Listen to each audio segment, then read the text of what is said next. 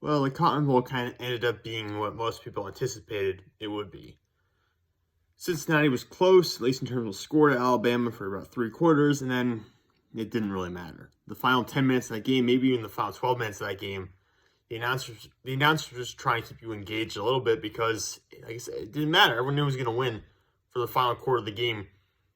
Maybe Cincinnati had a chance there. They went for it on fourth down. They didn't close to getting anything. Ridder ended up getting sacked on that play, and it basically just crumbled from there. Overall, maybe not the usual dominant performance by Alabama, but a dominant performance nonetheless. Bryce Young, 181 yards, 3 touchdowns, and interception.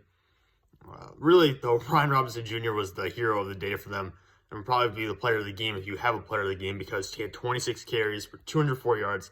That's 7.8 yards per carry. He didn't score, only had a long 23, but just ground down Cincinnati's defensive front. And I mentioned the Bearcats had some players on the defense who were okay, some guys on the defensive line. Obviously, Majay Sanders is a tremendous player. He can probably be a top 60 pick or so for in the NFL draft. And then they have Curtis Brooks along that defensive line as well.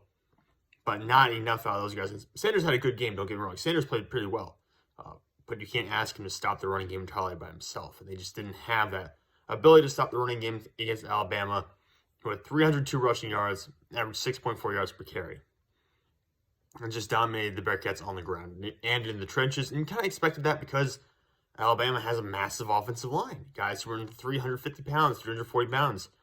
And the better players for the Bearcats on the defensive front are 250, 280. It's just a significant difference that Cincinnati could not overcome defensively. Now, I think the secondary played really well. I know there was a blown coverage at one point. They let Jacory Brooks get behind them for 44 yards and a touchdown. Outside of that play, the longest passing play, I think, in the entire game was, 20 yards for Alabama. So the secondary played really well. Even though Bryce Young had 3 touchdowns, the secondary played tremendous. And Jameson Williams was a little banged up in this game. Obviously, no John Mechie. Jameson Williams, 7 receptions for 62 yards. Held him in check. He averaged 8.9 yards per catch, and a lot of stuff was underneath. A lot of stuff was short routes.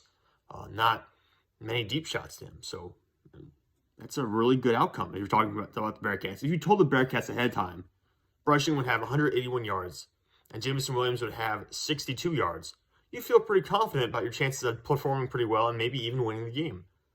Except, like you said, they ran the ball, just destroyed the Bearcats on the ground. Overall, I thought Ahmad Gardner had a solid game from what I saw. I know there were some blown coverages in the secondary, like I said, on the Jacory Brooks play. I don't think that was Gardner in coverage, though. I think maybe Kobe Bryant or maybe Brian Cook over the top, the safety, might have been responsible for that one. Either way, the defense, for the most part, except for the running game, played really well for Cincinnati. Offensively, passing game was for Alabama. A lot of short stuff. Mostly came down to the running game being the difference. On the other side, Desmond Ridder, 17 for 32, 144 yards, no touchdowns, no picks. Jerome Ford was the best player out there for the offense today for Cincinnati. 15 carries for 77 yards, had a couple of good plays, a 14-yard run being his longest of the game.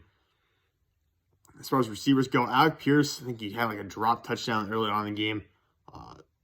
Or play that was kind of close to being a touchdown. It was not necessarily a pure drop, not an easy catch, but probably a drop nonetheless. 2 catches for 17 yards.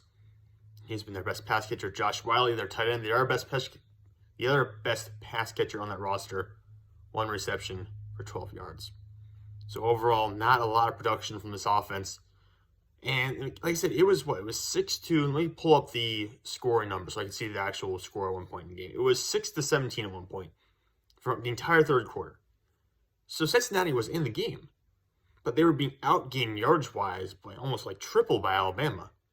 So while Cincinnati was in the game, it didn't really feel like it. Outside of that initial drive where they got the field goal, made it 7-3.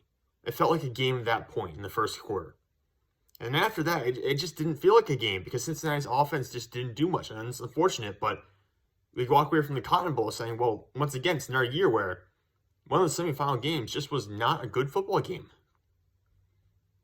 It wasn't an intriguing game. It was not an interesting football game for the last 3 quarters, especially for the final quarters. It's disappointing to say, but Cincinnati, the non-Power 5 team, the first non-Power 5 team to make the college football playoff, comes in, all the talent they have on defense and offense. I wrote articles about it today. I posted about on Twitter. They got like 7 or 8 guys on defense who are going to play in the NFL eventually. You got 4 or 5 guys on offense who will play in the NFL. They come out and they get 6 points against Alabama. An Alabama team that I think Emil Ekiyor got hurt early in the game. They didn't have Josh Jobe. He was out. Jalen Armour-Davis, I think, got hurt early in the game and didn't end up playing most of the time. So the 2 starting cornerbacks did not play.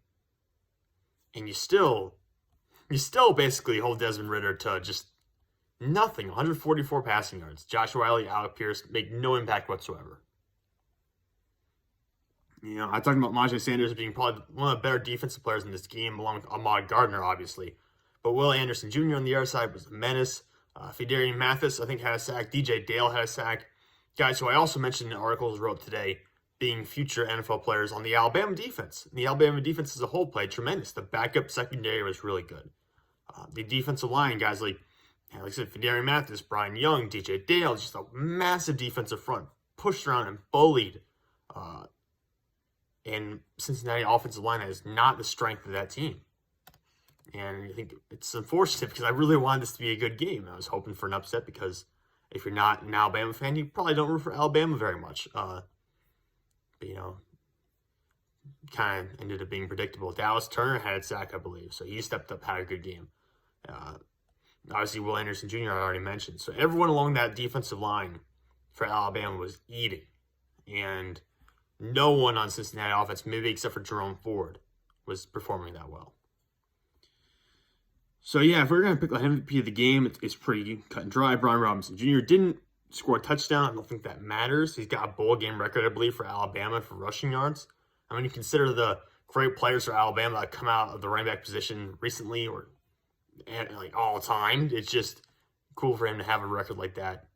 I'm not sure it was for the college football playoff or for like bowl games in general, but Brian Robinson Jr., a guy who sat behind Damian Harris, Najee Harris, Josh Jacobs, and Bo Scarborough during his time in Alabama. It's pretty cool to see him go out there and have such an amazing performance.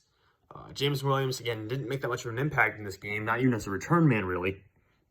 Which, again, is a huge plus for Cincinnati. I think it speaks volumes to how good a defensive backfield they had. And Jameson Williams was a little bit hobbled in this game.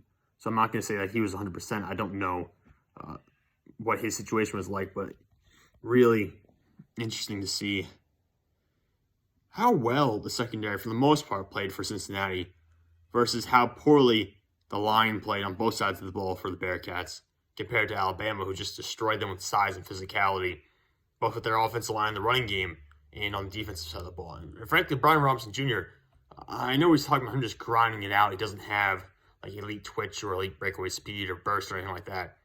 But the dude's 6'1", 225 pounds. He was just running through guys and dragging guys and just, you know, turning gains of 4 yards into gains of 12 yards or gains of 10 yards. He was really just creating that yards after contact. And I wrote about an article earlier today. He's got some of the highest yards after contact this year of any running back in the country. And it's because of that power and the ability he has. I'm trying to see what the number is.